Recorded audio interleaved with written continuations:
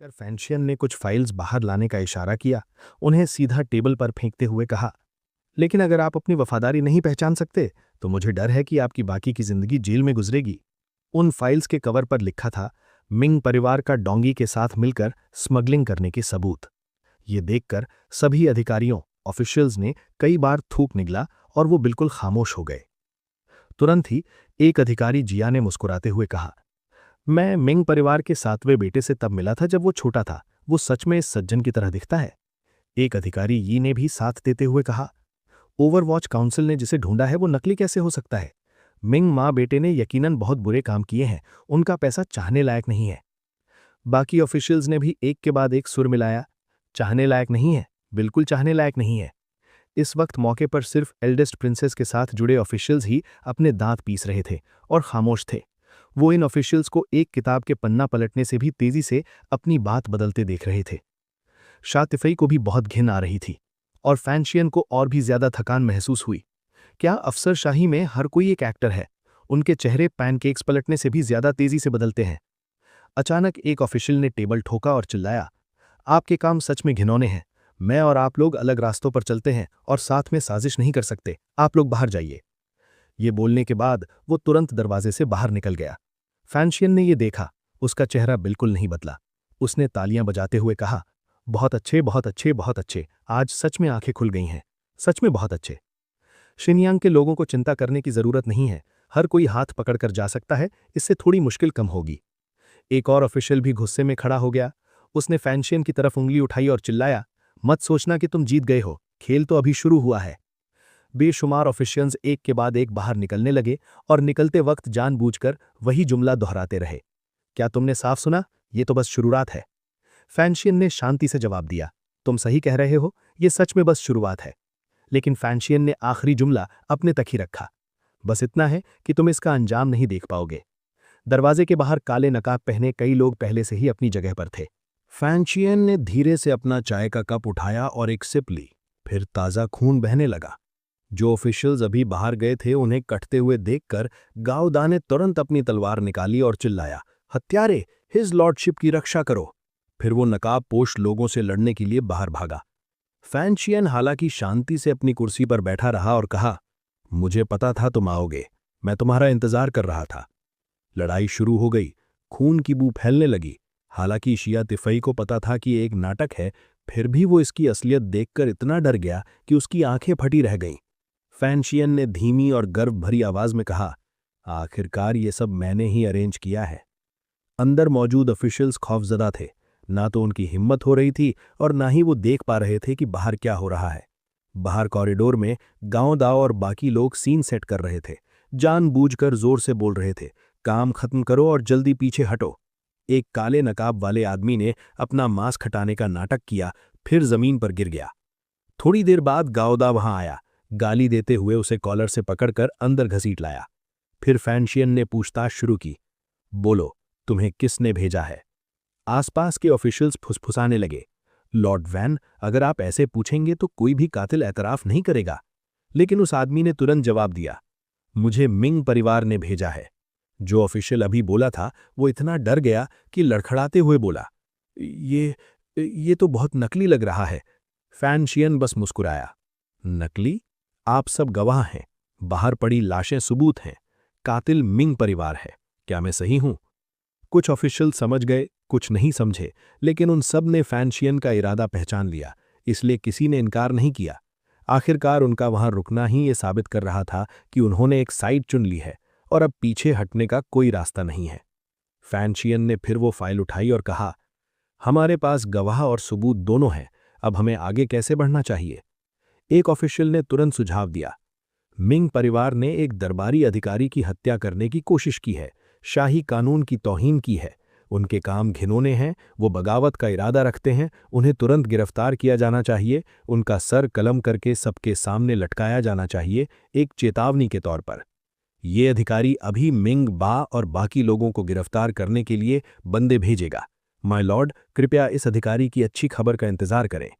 फैंशियन ने हाथ जोड़े, तो मैं आप पर यह भरोसा करता हूं सम्मानित अधिकारियों। फिर फैंशियन शिया तिफई की तरफ मुड़ा और उसे याद दिलाया, सही कहा, यंग मास्टर मिंग, आज की दावत आपके लिए है। जल्दी से सबसे जान पहचान कर लीजिए, आपको भविष्य में और भी सहयोग करना होगा। शिया तिफई ने निर्देशों का पालन किया, खुश होने का दिखावा करते हुए सबसे बात की। इस पल वो अंदर ही अंदर कांप रहा था, उसकी पीठ से ठंडा पसीना बह रहा था। खुशकिस्मती से उसने पहले जल्दी घुटने टेक दिए थे। ये फैन शियान सच में दूसरों को अपनी हथेली पर नचाता है। फैन शियान के साथ चर्चा करने के बाद वो ऑफिशियल तुरंत सैनिकों को लेकर मिंग परिवार के निवास की तरफ निकल गया। वो थोड़ा गर्व भी महसूस कर रहा था। मिंग परिवार का ये मोटा मांस का टुकड़ा, मुझे पहला निवाला लेने दो। उसने पूरी सेना को अंदर घुसने का हुक्म दिया। अगर कोई मुकाबला करे तो कानून के मुताबिक उन्हें मौके पर ही खत्म कर दो। बहुत जल्दी कोई फैन शियान को रिपोर्ट देने लौटा। फैन शियान के हाथ हिलाया। जल्दी बोलो, क्या मिला? जी यूए ने घूरते हुए जवाब दिया, लॉर्ड ज़ैंग ने अपना बलिदान दे दिया है।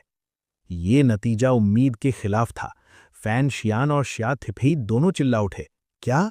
शिया थिपेई गुस्से में चिल्लाया, वो बूढ़ी औरत बहुत हिम्मती है, एक दरबारी अधिकारी को मारने की हिम्मत कर रही है। फैन शियान ने जल्दी से अपना संतुलन बनाया और ठंडी सांस लेते हुए कहा, शानदार, सच में शानदार। हिम्मत के बजाय कोई कह सकता है कि मिंग परिवार के लिए इस डेडलॉक को तोड़ने का यही एक रास्ता है। जी यूए, जो थोड़ा उलझा हुआ था, उसने पूछा, माय लॉर्ड, आपका इससे क्या मतलब है? फैन शियान ने बिना किसी हिचकिचाहट के समझाया, मिंग परिवार सभी ऑफिशियल्स को बताना चाहता है, मैं लोगों को मार सकता हूं और वो भी मार सकते हैं।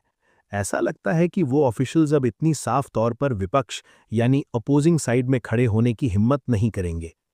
जी यूए ने पूछना जारी रखा, लेकिन क्या इससे कोर्ट ऑफिशियल की हत्या का जुर्म नहीं बनेगा?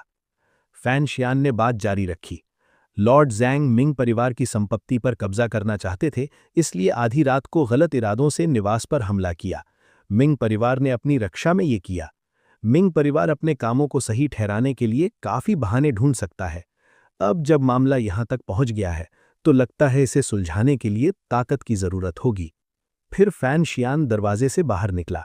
उसने जानबूझकर अंधेरे की तरफ देखा और कहा, हर बार ऐसा ही होता है अंकल, आपको बाहर आकर थोड़ा हाथ पैर चलाने चाहिए। लेकिन हैरत की बात यह थी कि बाहर कोई नहीं था। वुजू भी हमेशा की तरह दिखाई नहीं दिया, जिससे फैन शियान थोड़ा घबरा गया। उसने अपना सर घुमाया और आसपास देखा, जोर से पुकारते हुए, अंकल, अंकल, आप कहाँ हैं? अब एक्शन का वक्त है। कमरे में मौजूद दो लोगों को फैन शियान की हरकतें और भी अजीब लग रही थी। शैडो, जो एक कोने में खड़ा था, उसने फैन शियान को जवाब दिया, लॉर्ड वू जख्मी है। ये सुनकर फैन शियान ने हैरानी और चिंता से पूछा, वो कहाँ हैं अंकल? मुझे उनके पास ले चलो। शैडो ने जवाब दिया, लॉर्ड वू ने मुझे नहीं बताया कि वो कहाँ ठीक हो रहे हैं, बस इतना कहा कि जब उनके जख्म भर जाएंगे तो वो आपको ढूंढते हुए आएंगे। फैन शियान ने गुस्सा जताते हुए सवाल किया, उन्होंने नहीं बताया तो क्या तुम पूछ नहीं सकते थे? शैडो ने ठंडक से जवाब दिया, अगर कोई बोलना चाहता है तो वो बोलेगा, बिना पूछे भी। फैन शियान, जो चिंतित और परेशान दोनों था, उसने अपना गुस्सा शैडो पर निकाला। मैं हमेशा तुम्हें कम बोलने वाला आदमी समझता था, मुझे उम्मीद नहीं थी कि तुम इस तरह पलटकर जवाब दोगे। जी यूए और शातीफे ने बहस सुनी और उत्सुकता से बाहर देखने आए। फान शैन को इतना गुस्से में देखकर उन्हें समझ नहीं आ रहा था कि क्या करें। उन्होंने लॉर्ड फान को कभी ऐसे करते नहीं देखा था। इस बार मामला सच में गंभीर था। फान शैन को अपना आपा खोते देख शैडो ने उसे याद दिलाया, लॉर्ड फान, अपनी इमेज का ध्यान रखिए। फान शैन को भी पता था कि वो थोड़ा ज्यादा कर गया है। उसने अपना गुस्सा दबाया और शैडो के कंधे को थपथपाया। ठीक है, तुम बहुत काबिल हो, कोई हैरानी नहीं कि तुम डायरेक्टर चेन के साथ रह सके। शैडो ने विनम्रता से जवाब दिया, आप मेरी तारीफ कर रहे हैं माय लॉर्ड। फान शैन ने अपना पुराना संतुलन वापस पाया और पूछना जारी रखा, मैं तुमसे अब और बहस नहीं करूंगा। वो ग्रैंड मास्टर कातिल, उसकी ताकत कैसी थी? शैडो ने बस 2 शब्दों में जवाब दिया, भाग गया। जो गुस्सा उसने अभी दबाया था, वो इन 2 शब्दों से फिर भड़क उठा। फान शैन ने अपने पास से एक बड़ा मेस गधा निकाला और गुस्से में डांटा, क्या तुम मेरे भरोसे के लायक हो? क्या तुम अंकल वू के लायक हो? शातीफे तुरंत उसे रोकने के लिए भागा ताकि फान शैन को जल्दबाजी में न कर बैठे। लॉर्ड फान, शांत हो जाइए। शैडो ने फान शैन के शांत होने का इंतजार किया और फिर कहना जारी रखा, लॉर्ड वू ने कहा है कि वो व्यक्ति फिर कभी नहीं दिखेगा। इसके अलावा उन्होंने मुझे आपको एक संदेश देने के लिए कहा है। जिसने टेम्पल एमिशरी को आपको मारने के लिए उकसाया है, वही शायद आपकी माँ की मौत के पीछे का असली मास्टरमाइंड है। ये सुनकर फान शैन दंग रह गया।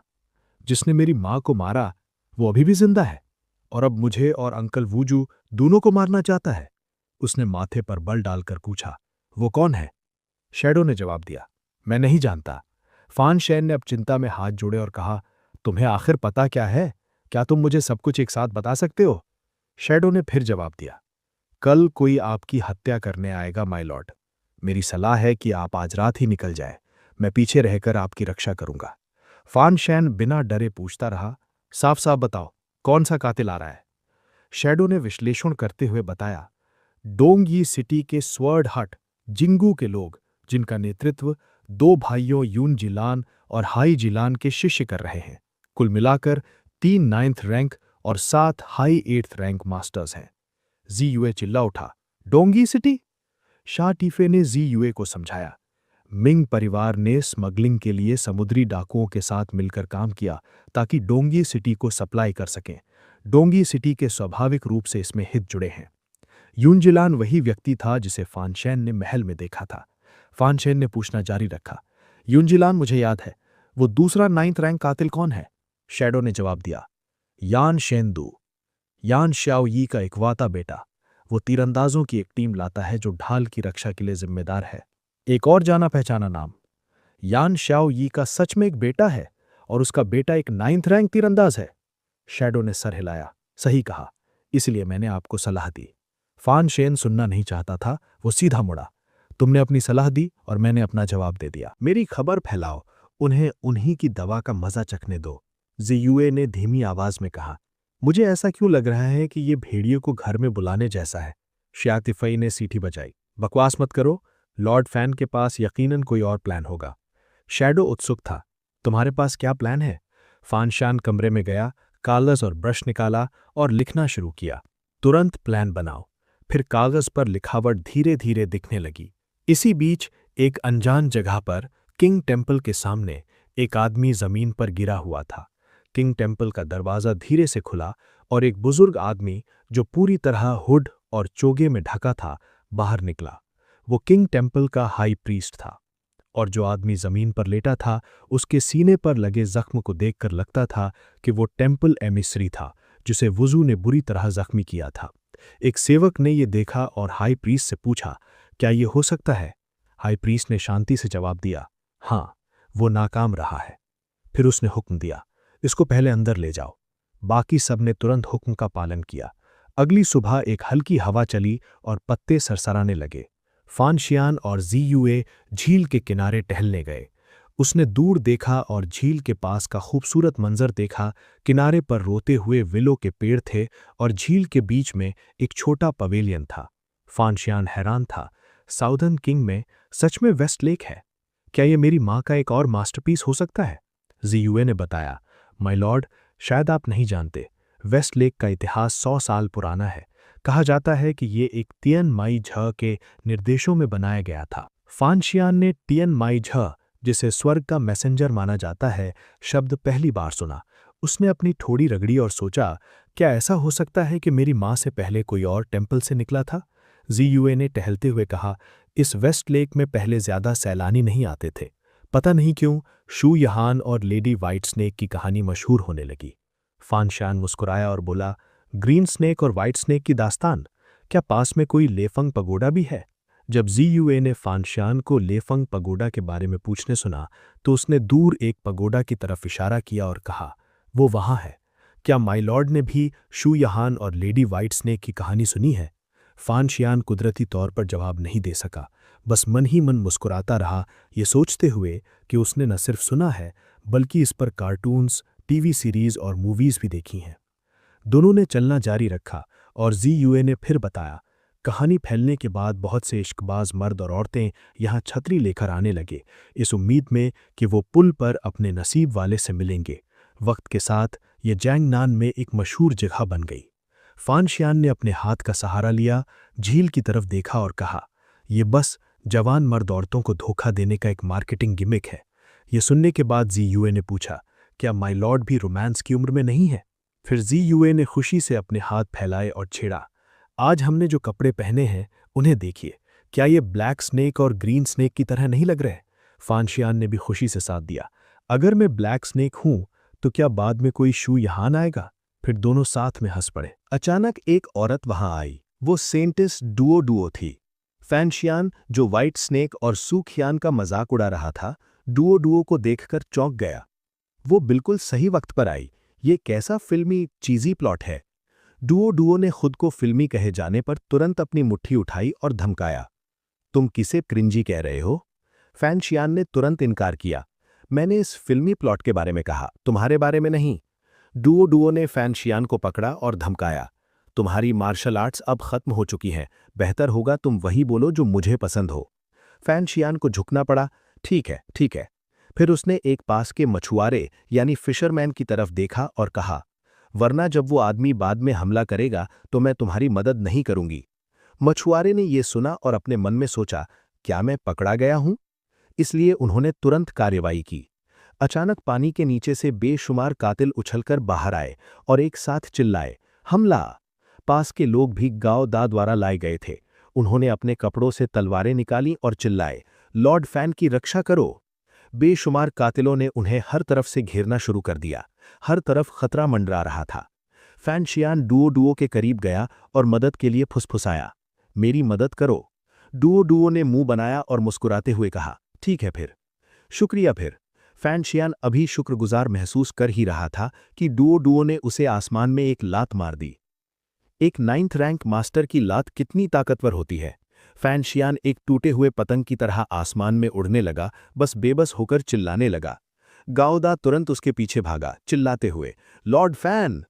डुओ डुओ ने देखा कि फैनशियान घेरे से निकल गया है। उसने तालियां बजाईं और कहा, खतरे से सफलतापूर्वक बाहर। फैनशियान को गावदा ने सुरक्षित पकड़ लिया। वो सही सलामत था, बस सर घूम रहा था। फिर भी लड़खड़ाते हुए बोला, मैं सच में तुम्हारा शुक्रगुजार हूं। जब कातिलों ने फैनशियान को नीचे देखा, उन्होंने तुरंत अपनी दिशा बदली और हमला करने के लिए आगे बढ़े। दोनों तरफ एक अफरा तफरी की लड़ाई शुरू हो गई। सिर्फ मछुआरा ही बैठा रहा, शांति से स्थिति को देख रहा था। शायद वो कोई बड़ा मास्टर था। शैडो ने सीधा उस व्यक्ति को टारगेट किया और हमला किया। यंग मास्टर फैन, मैं आपकी मदद के लिए यहां हूं। उस आदमी ने धीरे से अपनी फिशिंग रॉड वापस खींची। लाइन के आखिर में मछली नहीं, बल्कि एक कीमती तलवार थी। आदमी ने तलवार पकड़ी और तुरंत लड़ाई में शामिल हो गया। तलवारों की टक्कर की आवाज आई, हालांकि खून नहीं निकला, लेकिन कपड़े फट गए। बैम्बू की हैट कट गई, जिससे उस व्यक्ति का चेहरा दिख गया। वो युन झिलान था, एक 9th रैंक मास्टर। युन झिलान ने माथे पर बल डाला, इस व्यक्ति की ताकत मुझसे ज्यादा है और ये मेरी ही डोंगी स्वॉर्ड्समैनशिप इस्तेमाल कर रहा है। शैडो एक पल के लिए हिचकिचाया, फिर तुरंत एक भयानक हमला किया। दोनों लड़ने लगे और कुछ देर तक ये तय करना मुश्किल था कि कौन जीतेगा। कुछ दूर एक छत पर दो आदमी बात कर रहे थे। मोनोलिड आंखों वाला आदमी है झिलान था। उसने कहा, बड़े भाई जख्मी हैं, जल्दी उनकी मदद करो, फैनशियान को मुझ पर छोड़ दो। दूसरा व्यक्ति है झिलान का सीनियर ब्रदर कॉन्ग झिलान था। उसने अपने दांत पीसे और याद दिलाया, फैनशियान चालाक है, सावधान रहना। है झिलान ने सर हिलाया, समझ गया।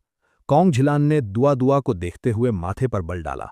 और वो देहाती औरत, वो दिखने में साधारण है, लेकिन मैं उसकी ताकत का अंदाजा नहीं लगा पा रहा हूं। अगर काम नहीं बना तो पीछे हट जाओ और कोई दूसरा मौका ढूंढो। ये बोलने के बाद दोनों लड़ाई में कूद पड़े। है झिलान ने अपने सीनियर ब्रदर को जवाब दिया, समझ गया। फिर उसने तलवार पर हाथ रखा और सीधा फैनशियान की तरफ भागा। फैनशियान गावदा के पीछे खड़ा था। दो गार्ड्स ने आगे तलवारें उठाकर उससे बचाया, लॉर्ड फैन की रक्षा करते हुए। गावदा ने अपने मन में सोचा, हमारे पास 7 गार्ड्स हैं, हमें एक 9th रैंक मास्टर को संभाल लेना चाहिए। 1 बार, 2 बार, 3 बार है झिलान ने आसानी से हर गार्ड को बिना किसी हिचकिचाहट के गिरा दिया। आखिरकार उसने हवा में छलांग लगाई और सारे गार्ड्स को बेबस करते हुए फैनशियान की तरफ झपट पड़ा। जिंदगी और मौत के इस मोड़ पर फैनशियान बस अपने दांत पीस सका और इस नाजुक वक्त पर अपनी सारी मार्शल आर्ट्स खोने के लिए खुद को कोसने लगा। लगता है मैं सिर्फ यही मूव इस्तेमाल कर सकता हूं। फैनशियान ने तुरंत अपना पैर जमीन पर जोर से मारा। उसके हाथ अचानक एक साथ जुड़ गए। वो अपनी आखिरी चाल चलने की तैयारी कर रहा था, जमीन पर घुटने टेककर भीख मांगना। फैनशियान घुटने पर बैठ गया और रोने लगा। छोटी पूर्वज, है टांग, दुआ दुआ, मेरी मदद करो, हमें बचाओ। दुआ दुआ ने तंज कसा, जो वही कहेगा जो मुझे सुनना पसंद है, मैं उसकी मदद करूंगी। तो फैनशियान ने तुरंत अपना सुर बदला और कविता यानी पोएट्री सुनाने लगा। नॉर्दर्न चीन में एक खूबसूरती है जिसका कोई मुकाबला नहीं और वो स्वतंत्र है। एक नज़र शहर गिरा देती है, दूसरी नज़र देश गिरा देती है। पूछो ये खूबसूरती कौन है? ये हैटांग दुआ दुआ है। उसके कविता खत्म करने से पहले ही दुआ दुआ मुड़कर उसकी रक्षा के लिए उछल पड़ी। कितनी मीठी ज़बान है, लेकिन मुझे ये सुनना पसंद है। बोलते ही वो है झिलान का हमला रोकने के लिए उड़ी और है झिलान को एक कुल्हाड़ी से पीछे धकेल दिया। कविता खत्म होते ही दोस्त और दुश्मन दोनों की प्रतिक्रिया अलग अलग थी। जी युए ने गाओदा से फुसफुसाया, सच में यंग मास्टर फैन और नॉर्दर्न ची की सेंटेस होने के लायक हैं। ऐसे वक्त में भी रोमांस का मूड है झिलान की तरफ से उसने हैरानी में कहा, क्या ये देहाती औरत हैटांग दुआ दुआ है? दुआ दुआ ने दोनों हाथों में एक एक कुल्हाड़ी पकड़ी थी और गर्व से मुस्कुराई, सही कहा, मैं ही हूं। है झिलान मुस्कुराया, नॉर्दर्न ची की सेंटेस सदन चिंग के जियांगनान में अकेले आने की हिम्मत करती है। क्या तुम्हें सदन चिंग के लोगों द्वारा बंदी बनाए जाने का डर नहीं है? डुओ डुओ ने फानशान की तरफ देखा और मुस्कुराते हुए कहा, मैं बुलाने पर आई हूं, मुझे बंदी कैसे बनाया जा सकता है? सही कहा लॉर्ड फैन। फानशान ने बार बार सर हिलाया, सही सही सही। उसने गार्ड्स को जोर से कहा, सब लोग ध्यान से सुनो, मिस हैतांग को देखना मुझे देखने जैसा है। जो भी नाफरमानी करेगा उसे नौदनची भेज दिया जाएगा। है झिलान ने माथे पर बल डाला और सवाल किया, तुम दोनों का आखिर रिश्ता क्या है? डुओ डुओ ने फानशियान की तरफ देखा और दोहराया, क्या रिश्ता है? सबकी आंखें अचानक फैनशियान पर टिक गईं, जिससे उसे ठंडा पसीना आने लगा। फैनशियान ने अपना सर खुजलाया और अजीब तरीके से कहा, दोस्त, विपरीत लिंग के करीबी दोस्त। जीयुए और गावडा ने पास खड़े होकर चर्चा की। ये सुनकर लगता है रिश्ता साधारण नहीं है ना? मेरे हिसाब से तो सच में साधारण नहीं है। माहौल और भी अजीब हो गया। ये देखकर है झिलान थोड़ा बहुत समझ गया। मुझे उम्मीद नहीं थी कि तुम दोनों का ऐसा रिश्ता होगा। उसने तुरंत अपने साथियों को हुक्म दिया, ये खबर फैलाओ, नॉर्दर्न ची की सेंटिस और सदर्न किंग का नाजायज बेटा, इललेजिटिमेट सन, नज़दीकियां बढ़ा रहे हैं। दोनों के बीच कुछ संदिग्ध लग रहा है। उसके साथियों ने एक साथ जवाब दिया, जी सर।